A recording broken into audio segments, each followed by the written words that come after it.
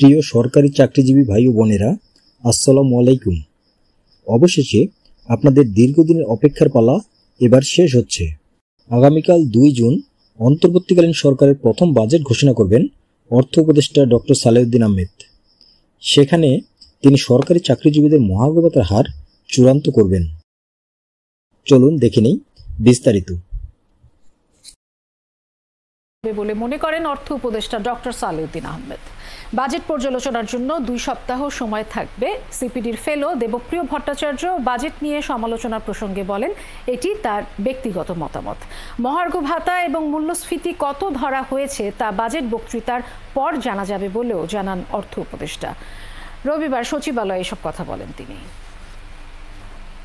আমার মনে হয় মোটামুটি ভালো এসে দিয়ে থাকবে, বেশি কিছুটা এসে থাকবে, সেটা আমরা চেষ্টা করব। 2 সপ্তাহ সময় থাকবে, আর আমরা